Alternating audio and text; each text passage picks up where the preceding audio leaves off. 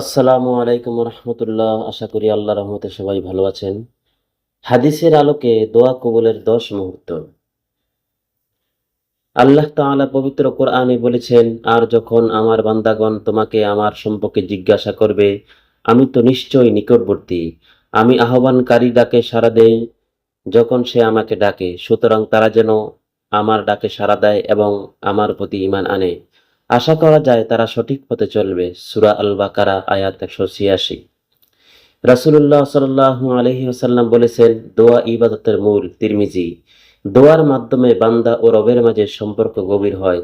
তবে কিছু বিশেষ সময় আছে যখন দোয়া কবুল হওয়ার সম্ভাবনা সবচেয়ে বেশি। হাদিসে বর্ণিত এমন 10টি সময় তুলে ধরা হলো এখানে। ১. রাতের শেষ তৃতীয়াংশে।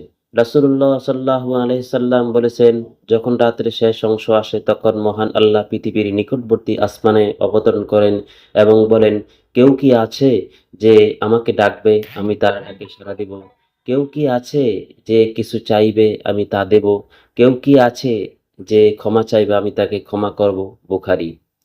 ২. আযান ও ইকামতের মাঝে।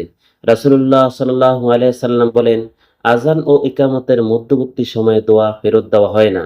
সুতরাং তোমরা দোয়া করো। তিরমিজি। ৩. গভীর রাতে। রাতের এমন একটি মুহূর্ত আছে যখন কোনো মুসলমান দুনিয়া বা আখিরাতের কল্যাণ কামনা করলে আল্লাহ তা কবুল করেন। মুসলিম। ৪. জুমার দিনে বিশেষ একটি মুহূর্তে। জুমার দিনে বিশেষ একটি সময় আছে, এই সময় যদি কোনো মুসলমান আল্লাহর কাছে কিছু চায়, আল্লাহ তা অবশ্যই দান করেন। বুখারী। ৫. নামাজে সিজদার সময়। রাসূলুল্লাহ সাল্লাল্লাহু আলাইহি সাল্লাম বলেছেন, বান্দা আল্লাহর সবচেয়ে নিকটবর্তী হয় যখন সে সিজদারত থাকে।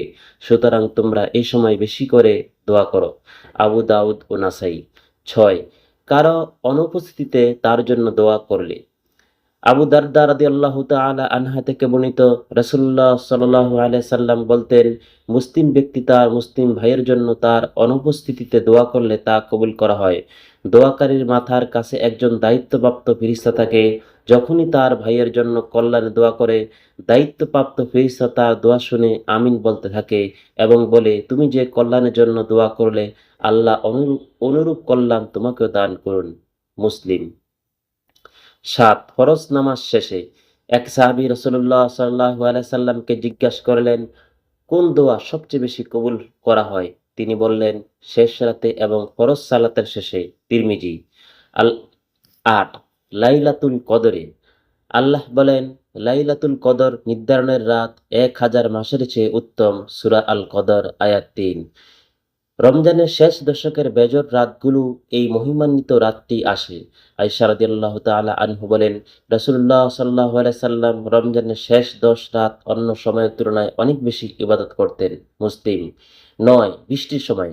হযরত আয়েশা রাদিয়াল্লাহু তাআলা আনহা বর্ণনা করেন, রাসূলুল্লাহ সাল্লাল্লাহু আলাইহি সাল্লাম যখনই বৃষ্টি দেখতেন, তিনি দোয়া করতেন, হে আল্লাহ, একে বরকতময় ও ফলপ্রসূ বৃষ্টি হিসাবে দান করুন। বুখারী। ১০. মুসাফির ও পীড়িতের দোয়া।